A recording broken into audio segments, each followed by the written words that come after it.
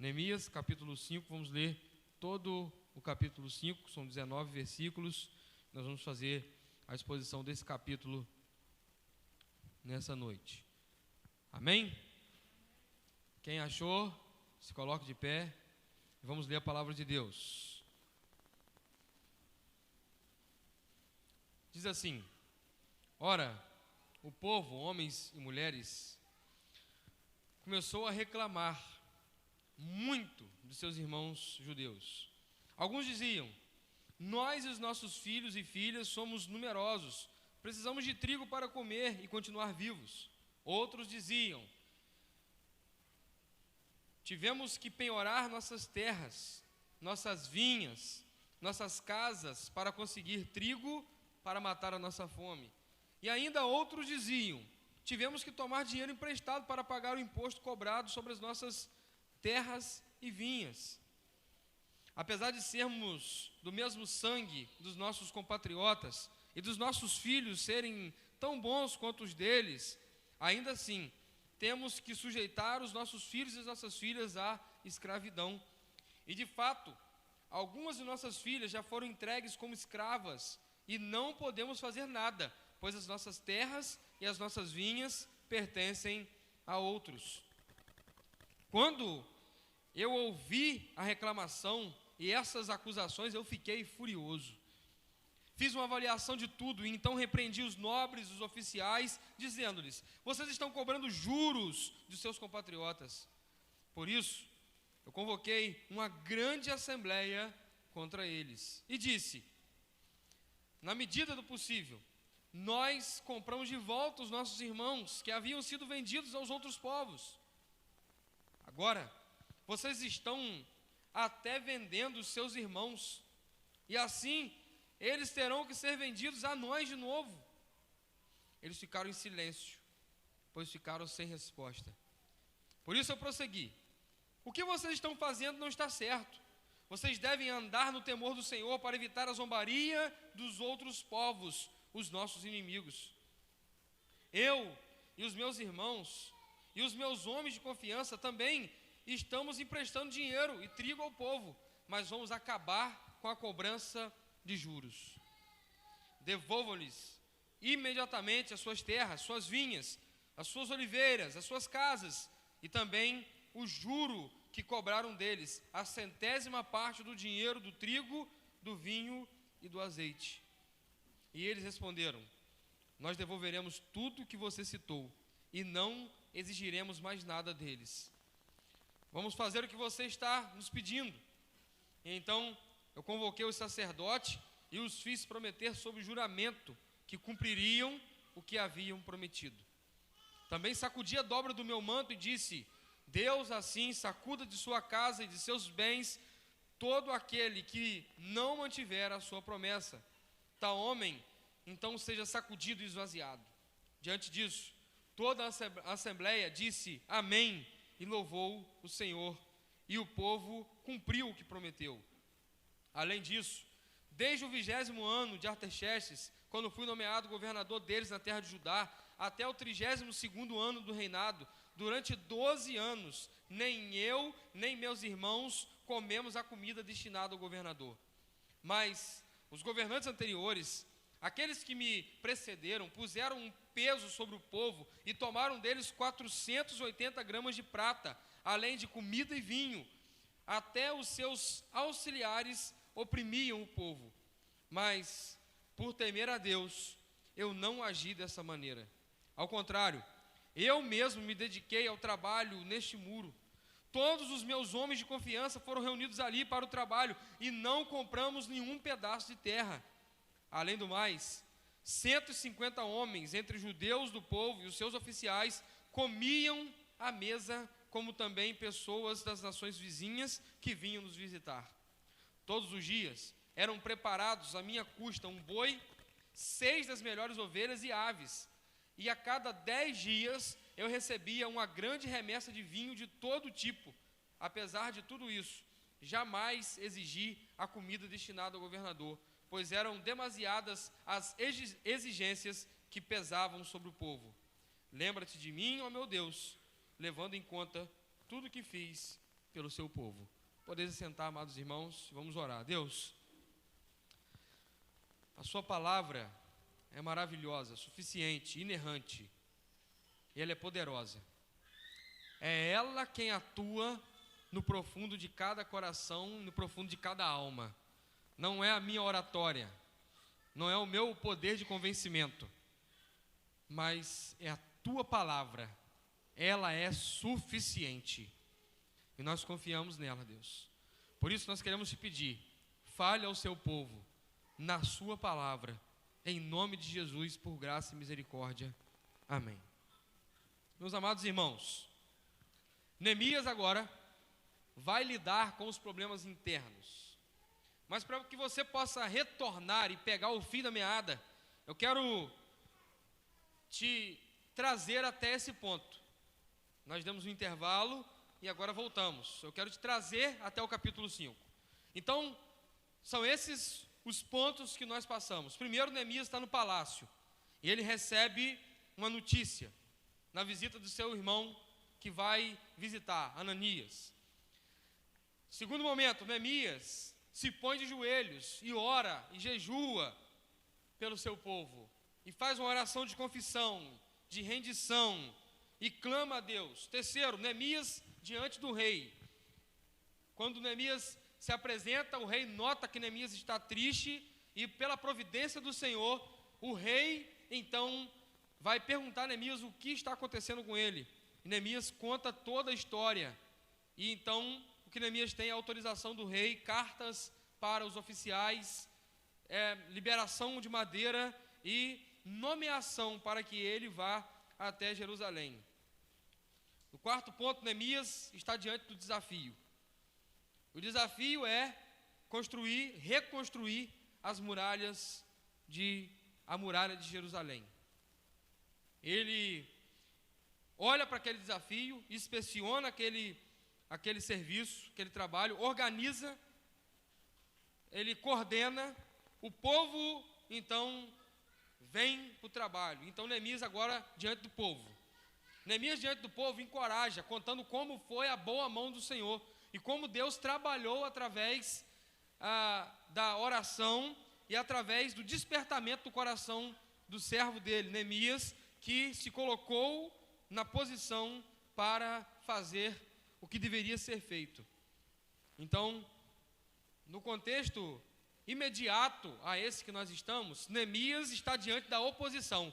Quando a obra começa, quando os trabalhos fluem, quando o povo passa a cooperar, tem um trabalho coordenado, tem uma força-tarefa, tem um mutirão empenhado na obra, acontece a oposição. Neemias, diante da oposição, não vai perder o foco e vai continuar trabalhando, encorajando o povo, cuidando do povo, pastoreando aquele povo e liderando a reconstrução de Jerusalém. Agora, no capítulo 5, Neemias está diante de um problema interno, irmãos. E o que nós precisamos observar, pegando o contexto, indo para o texto, para discorrermos o texto, é que trabalhar, muitas vezes, pode nos fazer perder o tato para problemas que estão acontecendo internamente. A obra está a todo vapor, as pessoas estão se unindo, o povo está se ajuntando, o serviço está alavancando e agora Neemias vai se deparar com um problema interno, um grande desafio. Nós não podemos negligenciar, tal como Neemias não negligenciou os problemas que surgem no decorrer da obra de Deus. Neemias vai estar atento a problemas internos. Nós, como o povo de Deus, não só enfrentaremos aquilo que é externo, aqueles problemas que são desafiadores lá de fora, mas muitas vezes surgem problemas dentro. O texto de transição nos aponta uma igreja em pronto crescimento, uma igreja que está fluindo, uma igreja que está caminhando, uma igreja que está nos trilhos do crescimento e de repente surge um problema.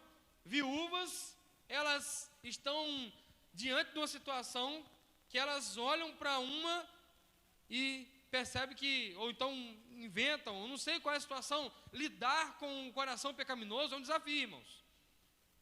Com os impulsos, lidar com a nossa natureza, enquanto estamos no ajuntamento, enquanto estamos cooperando, trabalhando, é um desafio. E aí aquele problema que surge no meio dos apóstolos, ele é rapidamente sanado com a instituição dos diáconos, que vão passar a servir a mesa. Não vão distrair os apóstolos e não vão ser pedra de tropeço para o crescimento da igreja. Um problema bem resolvido, ele não é mais um problema.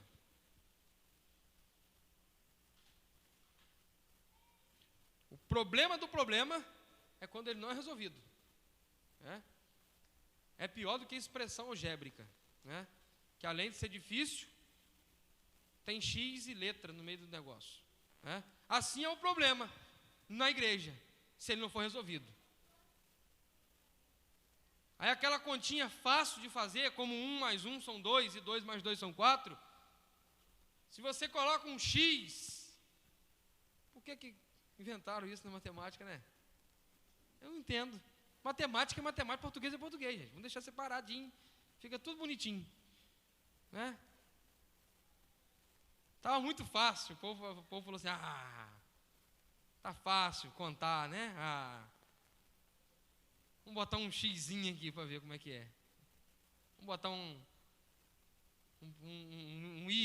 Y. X mais X é igual a 2. Por quê? Quem falou? Mas aí quando você não resolve o problema na igreja, você cria outro problema.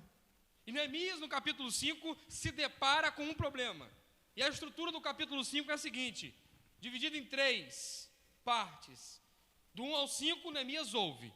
Do 6 ao 12, Neemias fala. E do 13 ao 19, Neemias dá o exemplo.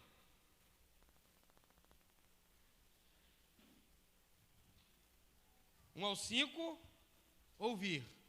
Ouvir uma arte. Tiago diz que nós devemos estar prontos para ouvir. É bem certo que sempre estamos prontos a falar. Ainda mais na sociedade que nós vivemos, que tudo parece nos exigir um posicionamento. A gente tem que falar sempre alguma coisa sobre o que está acontecendo. E muitos pastores, eles foram nessa onda. Tudo que acontece, eles têm que falar alguma coisa. Vai lá, tem um movimento que fala que não pode mais agora comer carne de boi. Aí o pastor vai lá e faz um textão e fala. Falar, que sempre está falando. Ouvir é uma tarefa importante na comunidade de fé, porque quem não ouve não consegue entender o outro e não consegue perceber o problema que está acontecendo. Ouvir é uma das tarefas mais importantes nos relacionamentos cristãos. Na dinâmica da obra, o povo podia estar falando. E por esse motivo, eles podiam perder o foco, se eles não fossem ouvidos.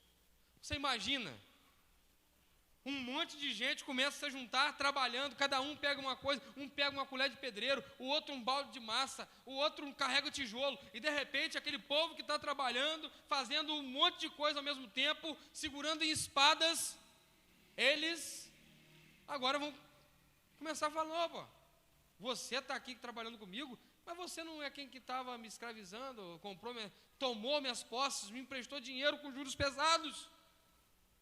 Neemias dá atenção o que está acontecendo, o que o povo está falando. A voz do povo não é a voz de Deus, mas a voz do povo precisa ser ouvida para entender onde estão os pontos errados e onde precisa de ajuste. E o que o povo está falando, irmãos? O povo apresenta 3 queixas a Neemias. Nós podemos observar essas 3 queixas. Olha comigo, o versículo 2, alguns diziam.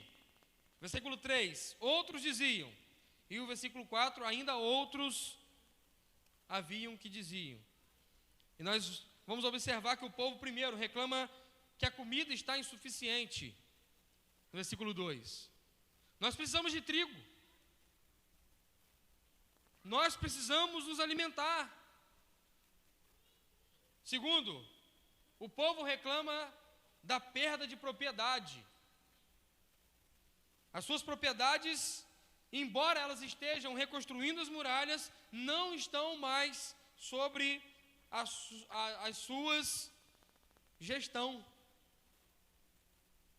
Nós penhoramos as nossas terras. E terceiro, o povo reclama do peso dos impostos. Parece povo reclamando de comunismo aqui, não é? Pouco alimento, sem propriedade privada e com duros impostos impostos sobre o povo. Mas o povo reclamou. E graças a Deus que alguém ouviu o que o povo falou. Nós precisamos, irmãos, entender que nessa dinâmica de trabalho, o povo não estava amordaçado, trabalhando obrigado, recebendo pagamento ou então escravizado por trabalho, um trabalho voluntário. E nessa dinâmica de trabalho voluntário, o povo vai se expressar as suas lutas cotidianas.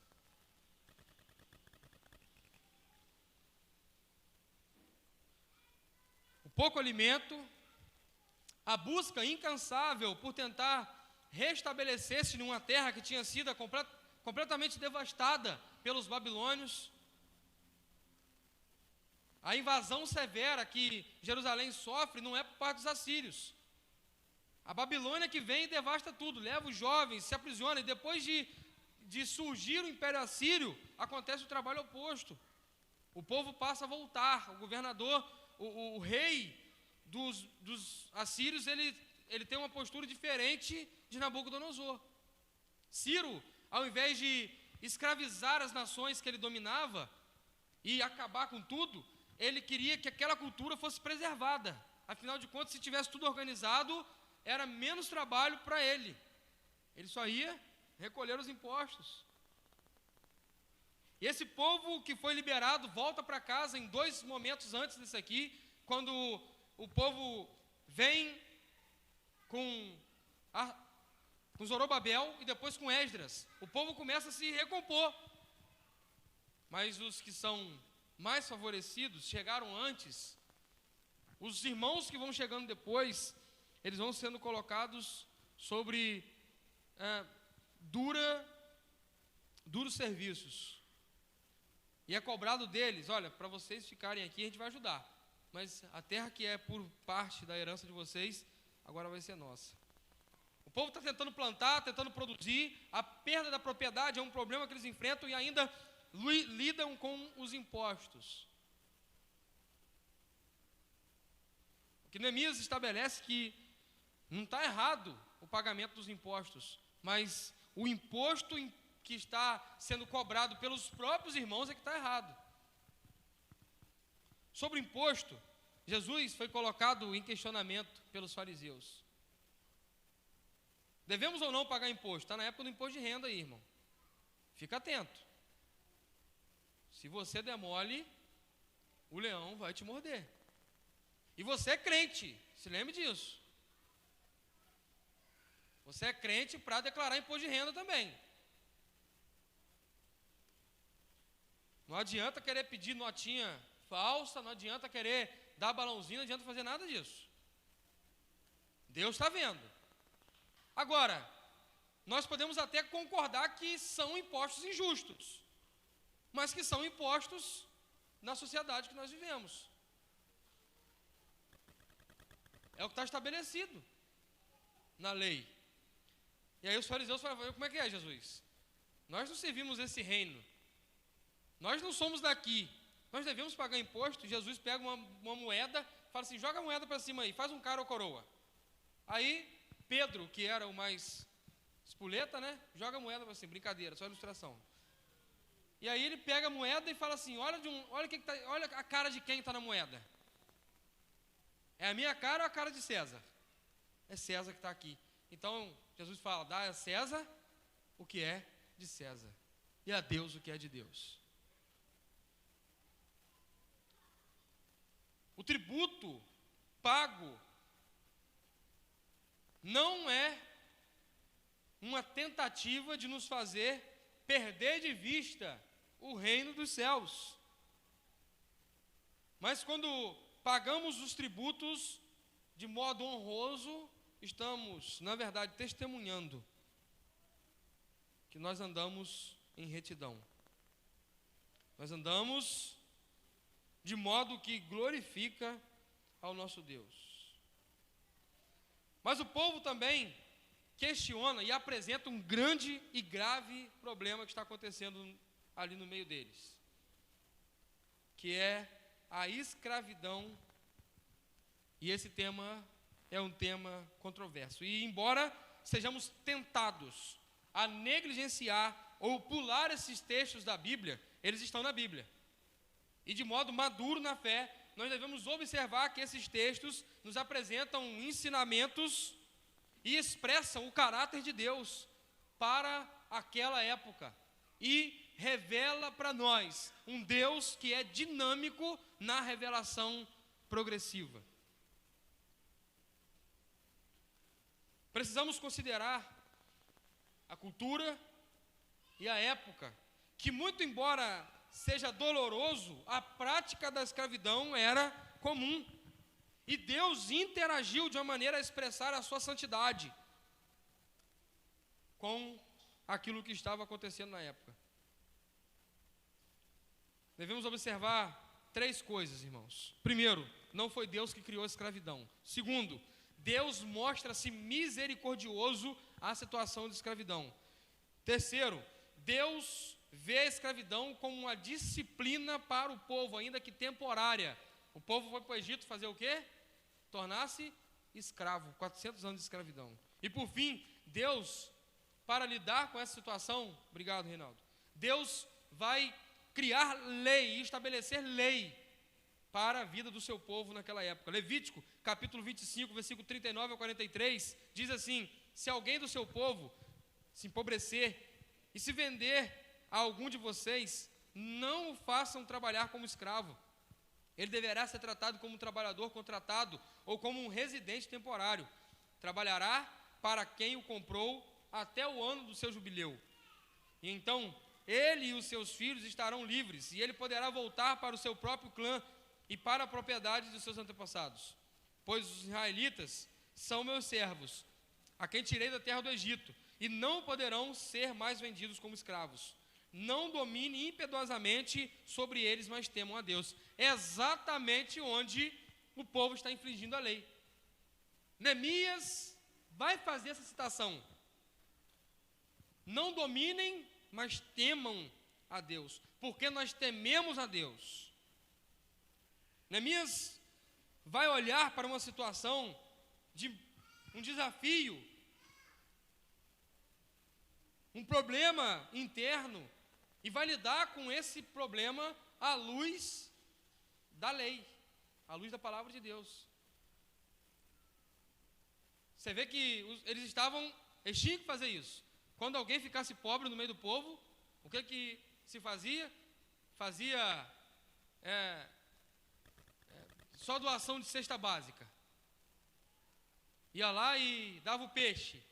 Não, se alguém ficasse pobre, era compromisso de todo Israel chamar aquela pessoa para perto, contratar aquela pessoa, assumir as suas posses, e ela cumprir um período, até ela se restabelecer e ter condição de continuar a sua vida.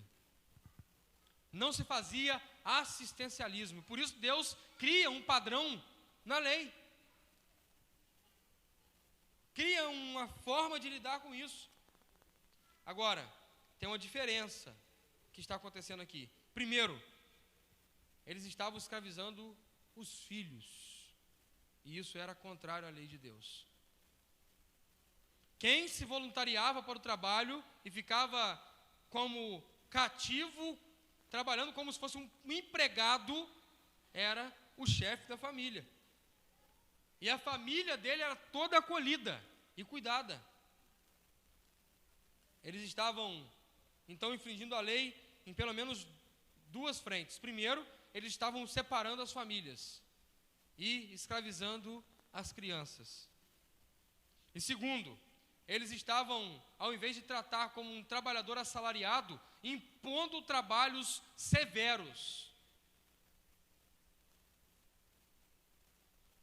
e tratando os seus próprios irmãos como escravos. Nós vimos aí recentemente, a grande mídia se comoveu, fez um auê, falou, os artistas choraram, os artistas aproveitaram para subir as suas tags, com o caso de Marajó. Cadê, irmãos? Quem fala mais? Acabou, a onda passou. Ninguém se incomoda mais quando não produz like. Ninguém está mais comovido com aquela grande, triste realidade que acontece na ilha de Marajó. Foi só uma onda passageira. O pessoal aproveitou para chorar, fazer vídeo, compartilhar, só para ter like. O problema da escravidão é um problema real, ainda nos dias de hoje. E Deus continua lidando, à luz das Escrituras, com essa questão.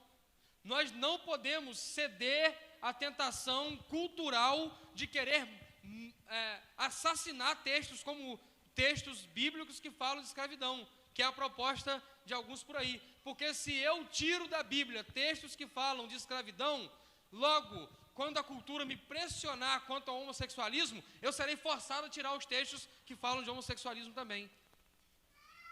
Existe uma realidade triste que incomoda Neemias, e Neemias vai falar. Neemias vai falar. Mas Deus tem um padrão para lidar com aquela situação. Deus não fecha os olhos para aquela triste realidade. Crianças sendo vendidas, e o texto fala assim: e até as nossas filhas foram vendidas como escravas. Há uma ideia terrível por trás desse versículo.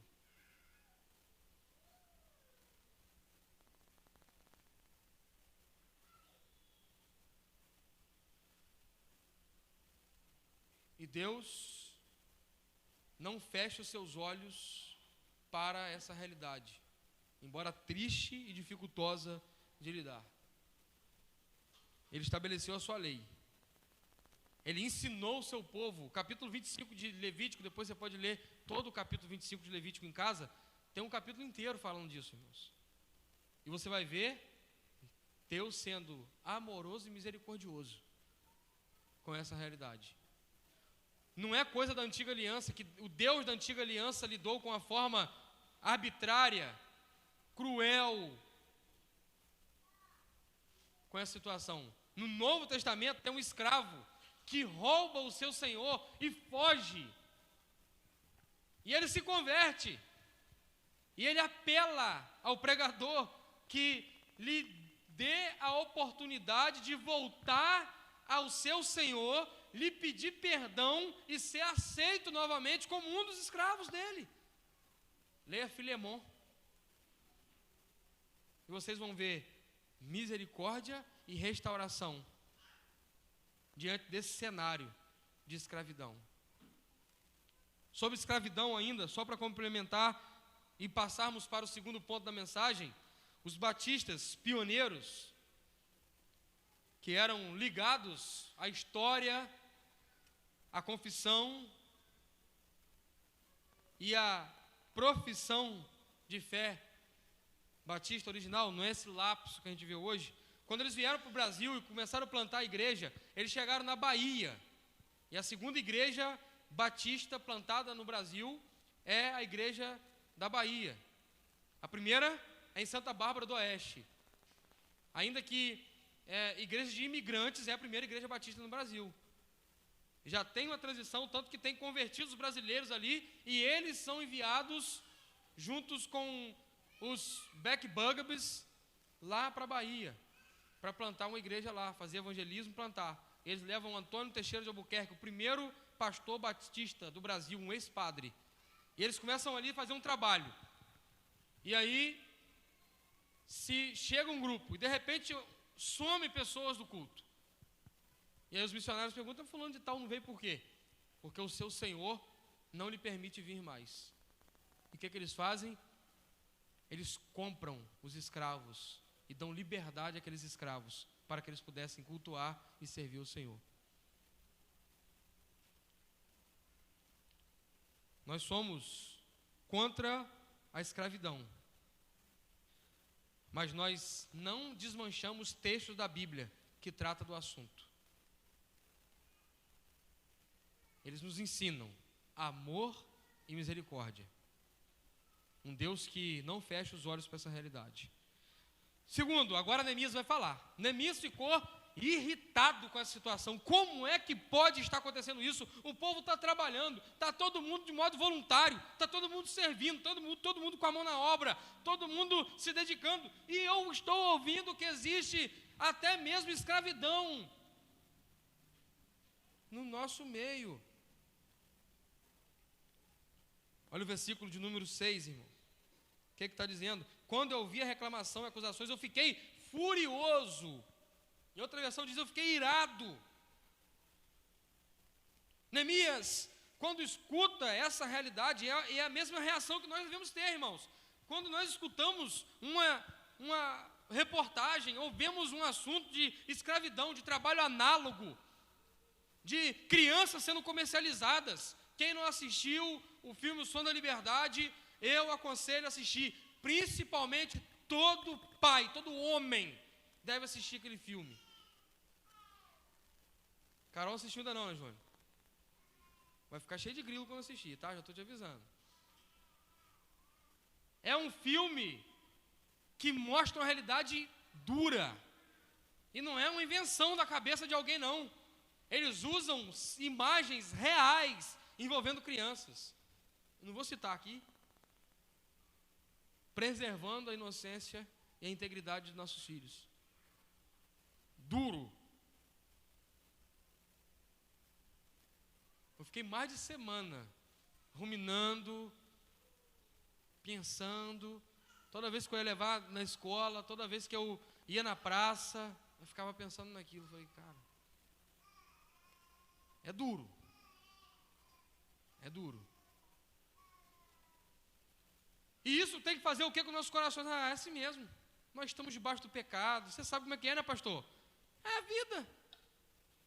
É a herança de Adão. Não, irmãos. Isso tem que nos inconformar. Neemias, ele fica irado, furioso, quando ele escuta aquelas notícias de situação de até mesmo meninas sendo conduzidas àquela situação de grande risco.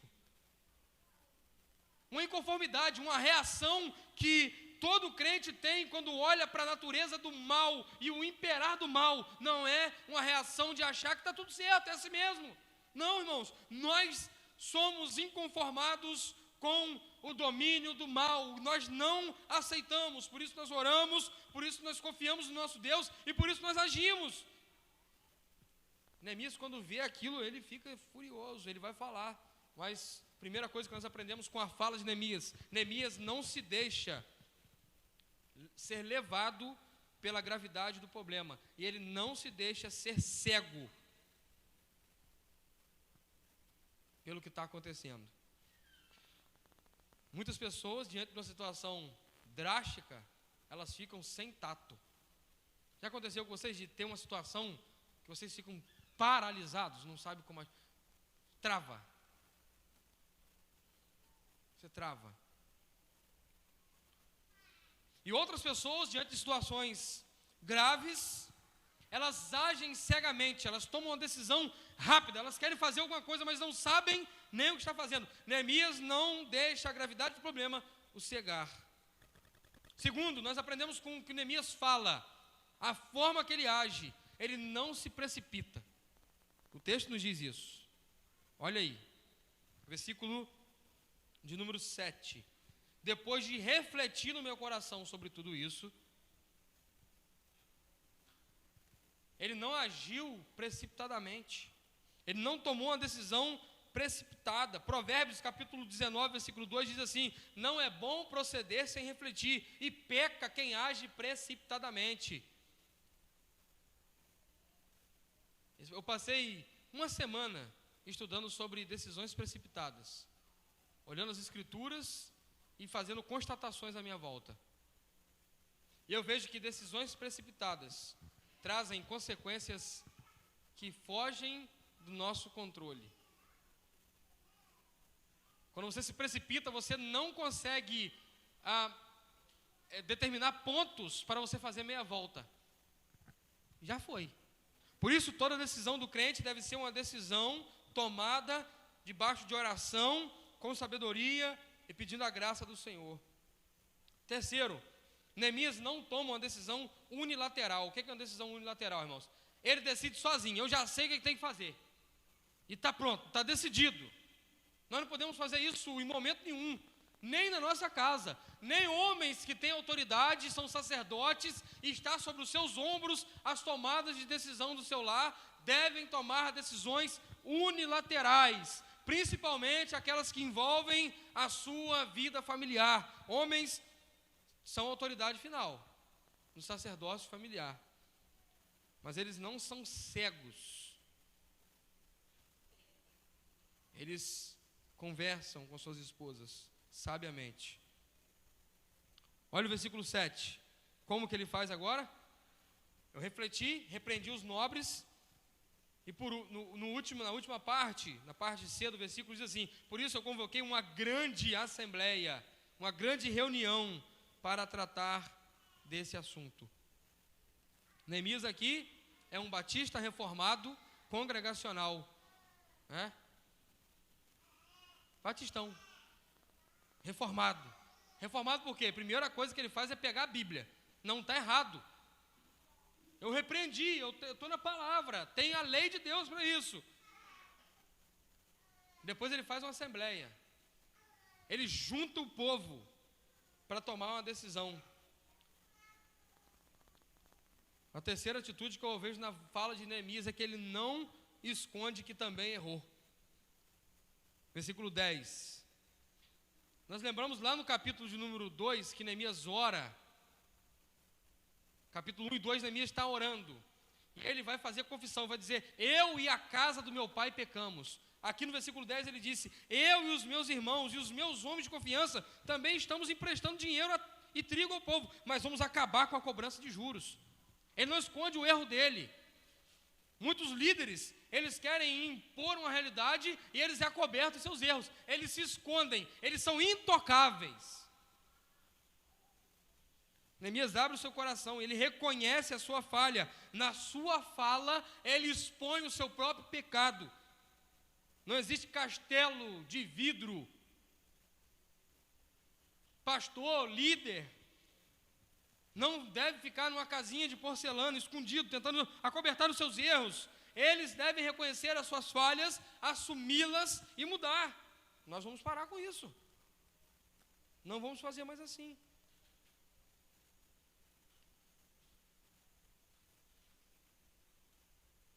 Com a palavra firme e branda, Neemias alcança o coração do povo. Versículo 12 e 13, o que o povo faz, irmãos? Já caminhando para o último tópico, versículo 12 e 13, o povo diz assim: devolveremos tudo que você disse, e não exigiremos mais nada deles, faremos o que você nos pediu. Então convoquei os sacerdotes e os fiz declarar sob juramento que cumpririam a promessa feita. Também sacudi a dobra do meu manto e disse: Deus assim sacuda da sua casa todos os seus bens, aquele que não mantiver a sua promessa, tal homem seja sacudido e esvaziado. Toda a assembleia disse: amém. Então eles louvaram ao Senhor e o povo cumpriu o que prometeu. A exortação do Senhor, à luz da palavra de Deus, sendo branda, sendo com amor, ela vai produzir um resultado de arrependimento, de transformação, de mudança. E o povo de Deus não reage de modo hostil à exortação, mas reage com submissão à luz da palavra. Provérbios, mais uma vez citando, diz no capítulo 15, versículo 1, a resposta branda desvia o furor, mas a palavra dura suscita a ira. Agora, qual o desafio aqui que Neemias tem? Ser firme e brando, sem perder o amor, a piedade, sem deixar de ser misericordioso, sem deixar de alcançar os corações. E como que o povo reage a isso, irmão? O povo reage de fato, se convertendo, voltando-se para o Senhor. Toda exortação da palavra de Deus para a vida do povo busca não humilhar o povo e tirar o povo para longe do arraial de Deus, mas toda exortação tem o objetivo de alcançar o coração do povo e trazê-lo ao arrependimento, para que esse se firme e ande, glorificando a Deus. A palavra de Deus nos fala sobre exortação. 1 Tessalonicenses capítulo 5, versículo 11, pelo que exortai-vos uns aos outros e edificai uns aos outros, de modo que vocês estão fazendo. Hebreus capítulo 3, versículo 13, antes, exortai-vos uns aos outros. O que Neemias está fazendo é cumprir aquilo que a palavra de Deus chama aos seus líderes fazerem. Exortação. No terceiro ponto, nós vamos observar, irmãos, preste atenção, como que agora Neemias vai ter o seu próprio exemplo demonstrado do 13 ao 19. Versículo 13 até o versículo 19.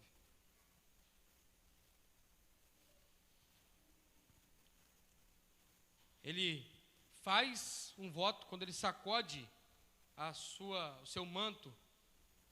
Era um sinal hebraico, né, para mostrar que Deus agia de modo fácil para tirar e sacudir aqueles que não andassem de acordo com a sua vontade, não se submetessem àquilo que estava estabelecido. No versículo 14 ele vai dizer: além disso, desde o 20º ano do rei Artaxerxes, quando fui nomeado governador, Neemias, quando está lá servindo ao rei, ele era o quê? Vocês lembram? Copeiro. Aqui agora ele é o quê? Então nós temos uma transição. Capítulo 5, versículo 14 em diante, observe Neemias como um governador estabelecido. Ele é uma liderança. E os governadores não eram autodeclarados, eles tinham nomeação. Bem provável que naquele momento que se leva ao rei uma fake news dizendo que tinha uma rebelião em Israel, o rei, ao constatar que era o caso de Neemias, vai investir sobre Neemias autoridade, para que o povo agora esteja submisso a Neemias, e não tente cortar a volta do que está acontecendo. Ele era governador da terra de Judá. Durante 12 anos ele governa. E nem ele, nem os irmãos, eles comeram a comida destinada ao governador. Aqui, os nossos políticos têm que aprender agora com Neemias, irmãos. Duros impostos, cargas pesadas, desvalorização da moeda, leis fracas a respeito da propriedade privada, tudo isso cerca e cerceia a liberdade econômica e o poderio financeiro do cidadão. E nós precisamos nos atentar para que o povo esteja submisso a Deus, servindo num estado decaído. O estado está constituído debaixo da natureza pecaminosa, irmãos. Nós precisamos entender isso. E quando eu estive ali orando com o prefeito, eu lhe falei uma coisa que fez o olho dele ficar desse tamanho aqui. Eu disse: amado, o seu governo tem tudo para dar errado, por causa da natureza do pecado. mas ele tem tudo para dar certo, por causa do poder da graça. Governos não dão certo porque homens são bons, homens são maus.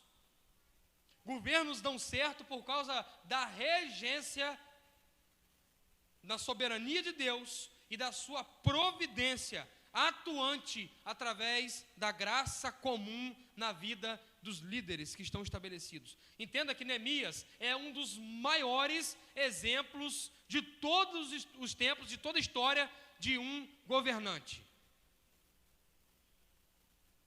Homem de oração, fiel a Deus, que se comove e se compadece do povo, é misericordioso, é compassivo, ele se dedica ao povo, ele coloca a mão na massa, ele convive, ele se relaciona, ele coordena, ele distribui, ele é dedicado e zeloso para que todos possam servir a Deus fazendo o que estão fazendo.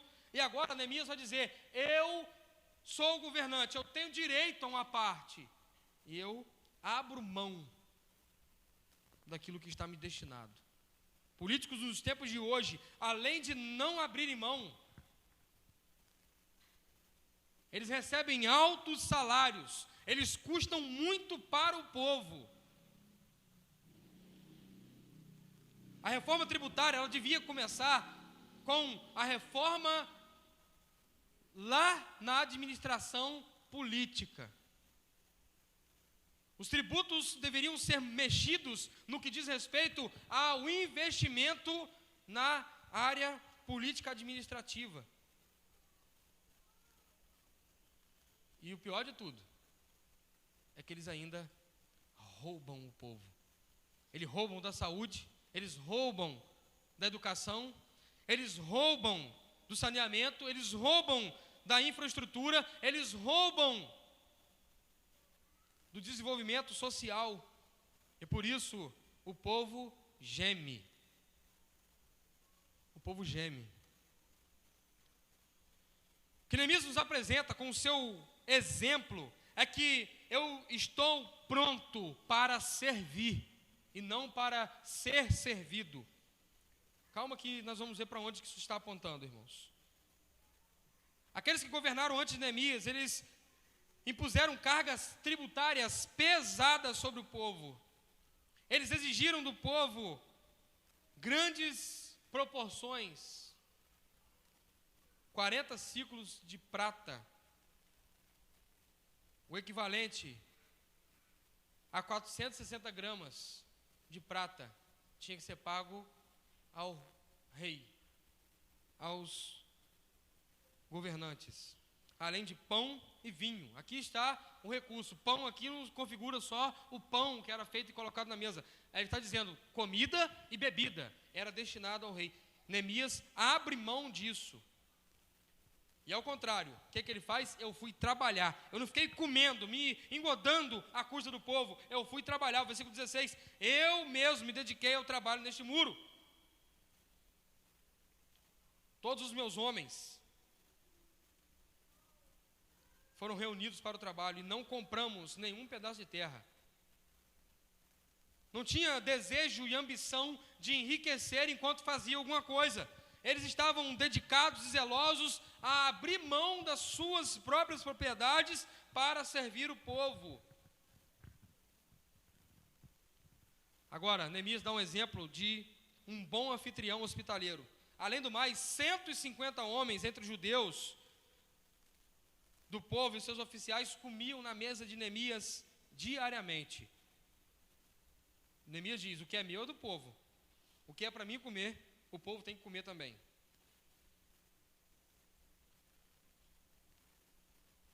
Como também pessoas e nações vizinhas. Agora ele está ampliando, ele alarga as fronteiras, versículo 17.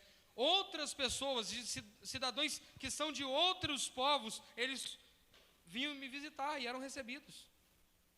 Um boi, todo dia, você imagina isso? Um boi inteiro e 6 ovelhas.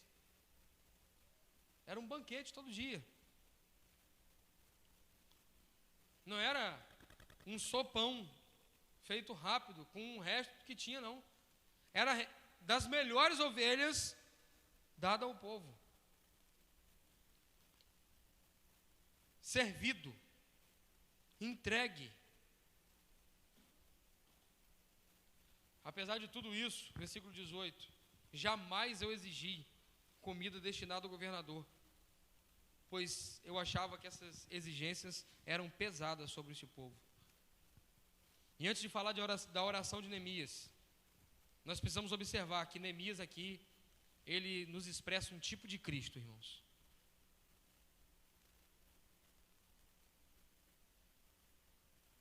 Que não veio para ser servido, mas para servir. Que abriu mão de ter e serviu o povo.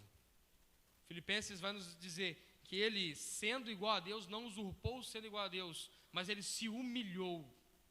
Aquele que tinha todo o poder, ele se abdica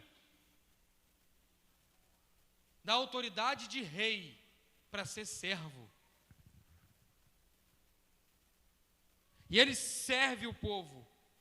E ele convive com o povo. Me chama a atenção que Neemias expressa nesse texto um líder que se relacionava, um líder acessível, um líder que tinha contato, que convivia, que estava no meio do povo. Estava comentando com o Miguel ontem, quando Martinho Lutero ficou escondido no castelo do príncipe, eles pediam que Lutero escrevesse sermões e dessem para os sacerdotes das igrejas pregarem os seus sermões. E Lutero dizia: como eu posso pregar e ensinar o meu povo se eu não convivo com o meu povo? Se eu não me relaciono com eles? Neemias aponta para Cristo e expressa um Cristo, um tipo de Cristo nessa passagem, que está disposto a trabalhar, e Cristo trabalha, entregando a sua vida para que muitos pudessem ser salvos. Neemias nos aponta para Cristo, que é o próprio pão da vida, que é entregue.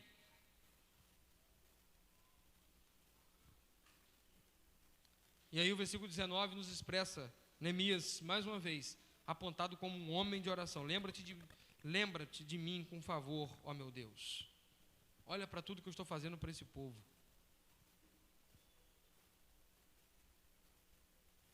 Apenas duas aplicações objetivas.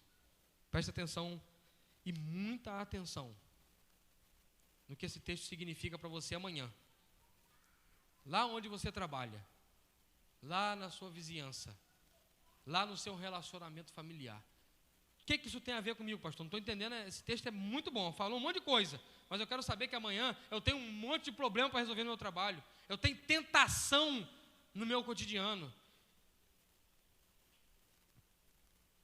eu tenho meu vizinho, como que esse texto tem a ver e significa para mim? Primeiro, esteja atento e perceba as necessidades que estão à sua volta, abra o seu ouvido para ouvir, esteja pronto para servir. Lá no seu trabalho, você pode ter certeza disso. Tem alguém que pode não ser um escravo, porque ele está ali recebendo o salário dele para trabalhar, mas ele pode ser um escravo do pecado. E quando você abre os seus ouvidos para ouvir a queixa dele, você vai poder responder com o evangelho. Pessoas que te cercam e convivem com você todo dia não são escravas como pessoas e de pessoas, mas podem ser que elas estejam com as almas escravizadas por Satanás. E se você tiver um pouco de tato, você vai estar atento e vai ouvir aquela pessoa, o grito daquela alma, e vai poder responder com o evangelho.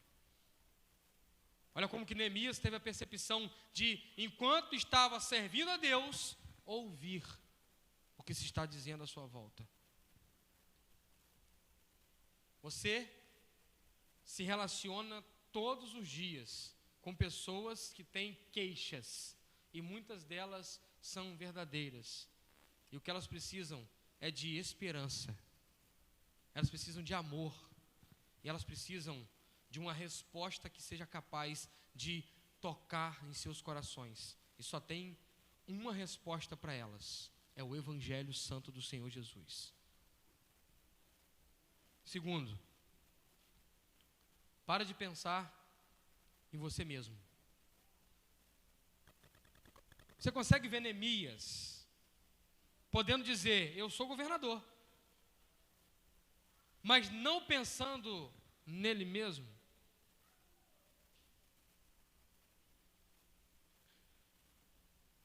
Você precisa estar atento, meu amado irmão, a parar de se colocar em primeiro lugar. Até porque no Evangelho, nós vamos escutar essa pregação quarta-feira, nos chama a buscar em primeiro lugar o reino de Deus, a sua justiça. Considere a sua posição e veja se você não precisa dar um passo atrás. Vê se você não tem que servir mais a sua esposa, vê se você não tem que servir mais o seu marido, vê se você não tem que ser mais zeloso e servir melhor os seus filhos, vê se você não precisa ser mais dedicado, atencioso para com o seu vizinho e o servir melhor. Veja se seus amigos, seus colegas de trabalho não precisam ser servidos, porque aquele que serve aponta diretamente para Jesus Cristo. Quantas vezes nós ficamos tão preocupados com o que nós temos que fazer, que nós esquecemos que existem pessoas do nosso lado que precisam da gente. O propósito de fazer qualquer coisa para Deus passa pelo critério de alguém estar no meio do caminho desse propósito. Porque nos reunimos no ministério da presença, né? Como o Júnior tem sempre falado, o ministério da presença. Porque nos reunimos no ministério da comunhão para glorificar a Deus. Mas também porque sabemos que tem pessoas aqui que nós estamos ladeando com a fé, compartilhando. Porque nós vamos tomar café da manhã aqui, irmãos? Só para encher a barriga? Só para comer fruta-pão? Comer fruta-pão pensando que é batata doce e achando que é aipim. Já viu dessa? Fisguei a fruta-pão, estou pensando que é batata doce. Botei na boca, estou achando que é aipim, mas na verdade é fruta-pão. Viu, Márcio? Fruta-pão. O que é isso? As pessoas precisam entender que nós não estamos aqui, irmãos, só para tomar o suco de maracujá feito com açúcar. Por que o meu suco é gostoso? Não tem mistério, irmão.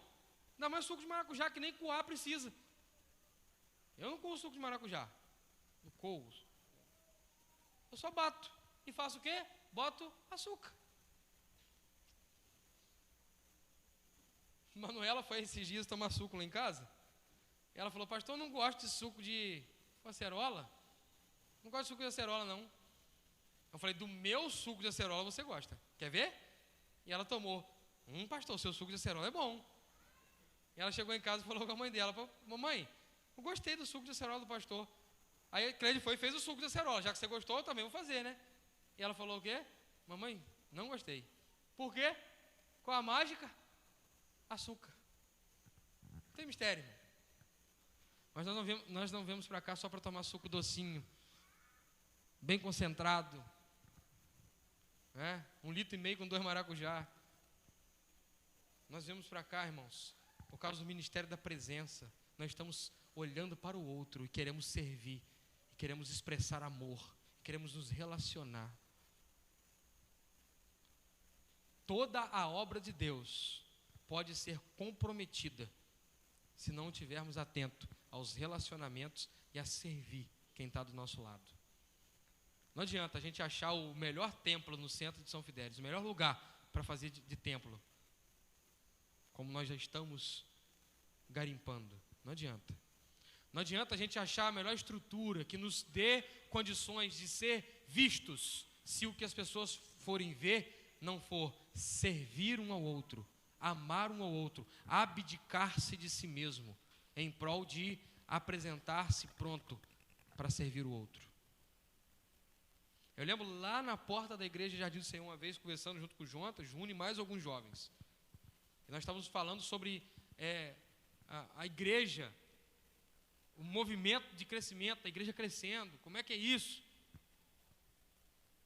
E aí, eu acho que foi eu que falei assim, não, nós precisávamos estar atentos para que as outras pessoas pudessem ter mais e melhores condições. E o Júnior falou assim, não, nós precisamos estar atentos para nós diminuirmos um pouco o nosso padrão, para que as pessoas possam ser tocadas e não acharem que estão debaixo da gente.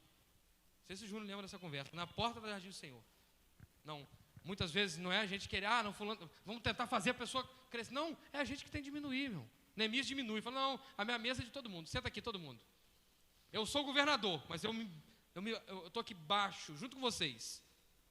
A minha casa, a casa do governador, é uma casa acessível, todo mundo pode vir. Hospitalidade, serviço, comunhão, compartilhar, relacionamento. Aprenda com o santo evangelho do Senhor Jesus Cristo, que você tem um pai.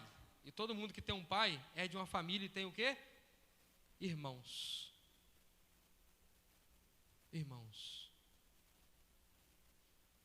Conviva, sirva, se relacione, esteja atento à dinâmica de trabalho, mas sem perceber ou sem perder a percepção de quem está do seu lado.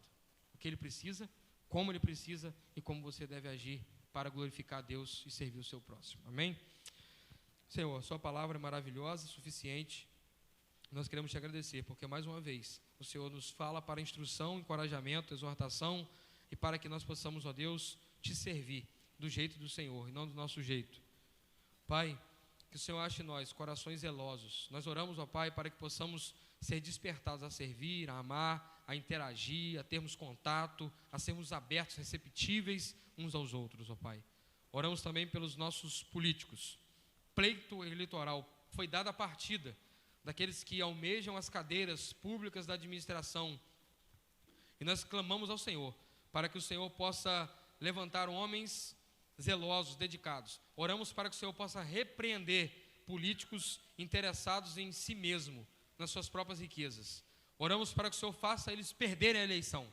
Oramos para que o Senhor feche, Senhor, os olhos, os ouvidos do povo, para aqueles que estão interessados em próprias riquezas, ó Deus. E que o Senhor venha despertar o coração do povo, a fazer escolhas sensatas, bíblicas, que olhem para o caráter e a forma de agir de cada um dos nossos governantes. Ó Pai, nós pedimos ao Senhor que nos dê graça e sabedoria para votar. Pedimos ao Senhor que levante líderes, ó Deus, como Neemias. Que o Senhor venha despertar no meio do seu povo homens que são zelosos e que queiram interagir na dinâmica política, não para si mesmo, mas para servir, ó Deus. Deus, tenha misericórdia de nós e nos ensina a ouvir, estar atento à necessidade daqueles que estão aprisionados nas densas trevas ao nosso redor e conseguir tocá-los com o santo evangelho. Dê-nos predisposição, ó Deus, a servir, a estar com o braço aberto, a acolher, a amar, a estar convivendo, ó Deus. Em nome de Jesus nós oramos. Amém e amém, Senhor.